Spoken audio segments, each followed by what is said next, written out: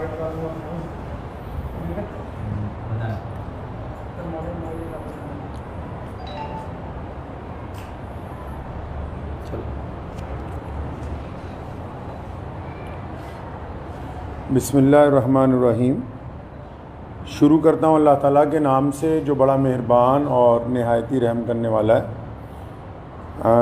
आज 2 अक्टूबर है 2022। लुधियाना जामा मस्जिद में आज की ये जो प्रेस कॉन्फ्रेंस है वो हमारे यहाँ भारत के सूबा केरला से हज के लिए जो जा रहे हैं जनाब शहाब चतुर साहब, जिन्होंने इस साल इरादा किया है कि वो पैदल मक्का शरीफ और मदीना शरीफ जाएंगे भारत से, और भारत की आज़ादी के बाद ये पहला ऐसा हज यात्री है जो भारत से पैदल हज के लिए मक्का शरीफ और मदीना मुनव्वरा के लिए जा रहे हैं। पिछले 123 दिनों से ये सफ़र पर हैं और अब तक 3000 किलोमीटर पैदल सफ़र जो है वो कर चुके हैं। कुल इन्होंने 8500 किलोमीटर सफ़र जो है पैदल वो करना है। आज की जो ये प्रेस कॉन्फ्रेंस है ये पहले तो अपील है भारत के सभी लोगों के लिए भी और हमारे पड़ोसी देश पाकिस्तान की आवाम के लिए भी कि शहाब चतुर साहब ने ये जो पैदल हज यात्रा शुरू की तो पिछले 10-15 दिन से क्योंकि जो यूट्यूबर्स उनके साथ चल रहे हैं उनको पूरी मालूमात नहीं है। वो अलग अलग वजह लोगों को, पूरी दुनिया में जो करोड़ों मुसलमान हैं वो रोज़ाना शहाब चतुर की यात्रा की अपडेट ले रहे हैं, लेकिन मैं ये देख रहा हूँ पिछले 15-20 दिन से पूरी अपडेट जा नहीं रही है। उसकी वजह यह है कि जो यूट्यूब में लोग काम कर रहे हैं चैनल्स में, उन बेचारों के पास मालूमात पूरी नहीं है। तो मैं बड़ी ज़िम्मेदारी के साथ लुधियाना की जामा मस्जिद से आप लोगों को ये बताना चाहता हूँ कि शहाब चतुर साहब बड़ी ही इखलास से, मेहनत से, मोहब्बतों के साथ मक्का मुकरमा पैदल यात्रा करना चाह रहे हैं और वो 3000 किलोमीटर 123 दिन में चल के वाघा के करीब खासा जो है वो पहुँच चुके हैं। लेकिन पाकिस्तान की जो सरकार है, शहबाज शरीफ की जो सरकार है, और पाकिस्तान के जो भारत में राजदूत हैं आफ्ताब हसन खान, उन्होंने इस हज यात्री को धोखा दे दिया। मैं समझता हूँ ये धोखा इसलिए दिया गया ताकि ये पहली दफ़ा भारत से कोई बंदा पैदल हज के लिए जा रहा है तो पड़ोसी मुल्क की सरकार के पेट में शायद ये भी दर्द हो गया कि एक भारतीय मुसलमान पैदल हज यात्रा पे जा रहा और पूरी दुनिया के देश जो हैं उसको देख रहे हैं। शहाब भाई ने बजाते खुद किसी को कुछ नहीं बताया अभी तक। मैं अब तक, क्योंकि वो पंजाब, हम लोग पंजाब के रहने वाले हैं, भारतीय पंजाब के, और मैं उनसे अब तक 3-4 दफ़ा मिल चुका हूँ। मैंने पूरी बात जो उनसे मालूम की है, सारे डॉक्यूमेंट्स मैंने उनसे लिए हैं। तो ये बात बड़ी हैरत की खुल के सामने आई कि आप ये देखिए कि भारत सरकार ने और हमारी जितनी राज्य सरकारें हैं, जो हमारे सूबाई गवर्नमेंट्स हैं, जहाँ जहाँ से शहाब चतुर पैदल गुजरे हैं, हमारी सरकारों ने उनको प्रोटोकॉल भी दिया और सारे धर्मों के लोगों ने उनका जगह जगह स्वागत किया है।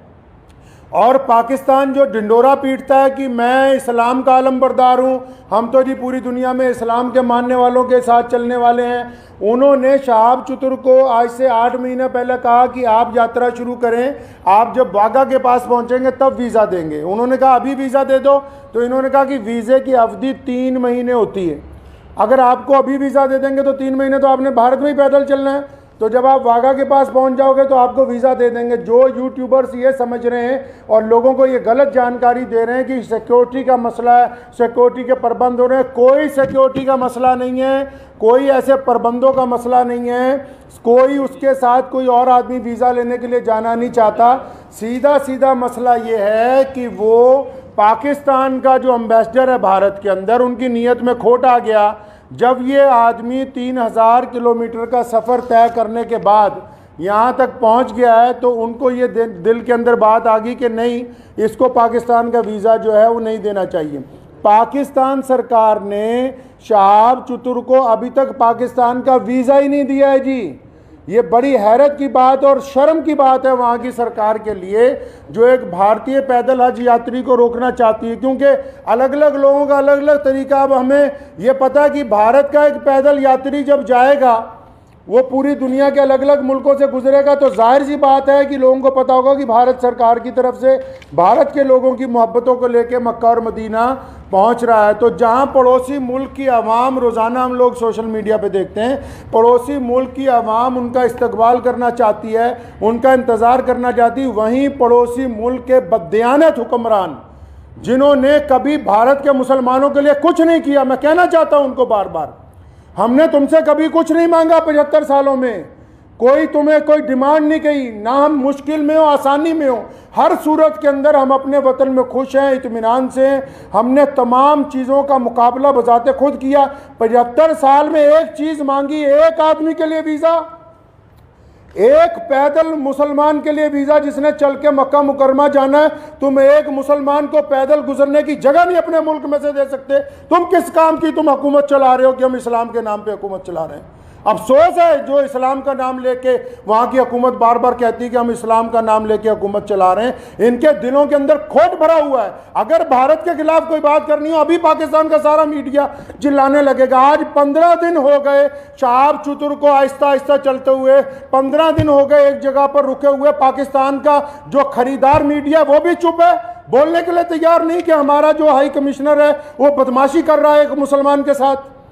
मैं ये कहना चाहता हूं, उनकी सरकार को भी कहना चाहता हूं, पाकिस्तान की सरकार को भी और वहाँ के हाई कमिश्नर को भी, कि अगर आपके दिमाग में ये गलत फहमी है कि शहाब चतुर साहब को तुम वीज़ा नहीं दोगे तो भारत का ये पैदल यात्री मक्का नहीं पहुँच सकेगा, तो आप अपने दिमाग में से इस गलत फहमी को बिल्कुल निकाल दीजिए।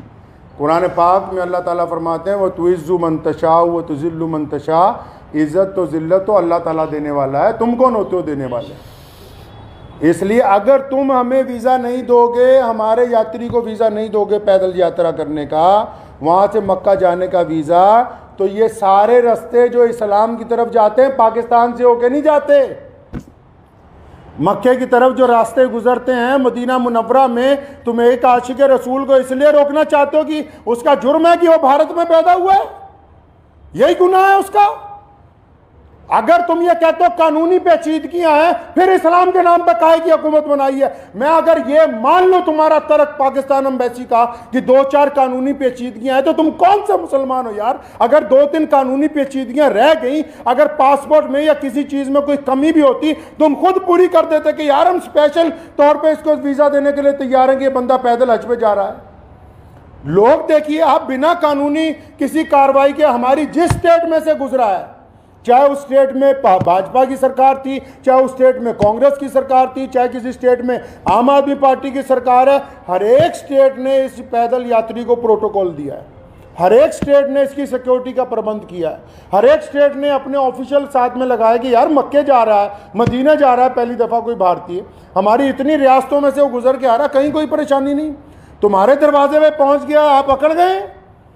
क्या बात है, क्यों अकड़ गए जी आप? तो आप क्या समझते हैं कि ये पाकिस्तान से होके बगैर मक्का नहीं जाएगा? जाएंगे अल्लाह के घर पे।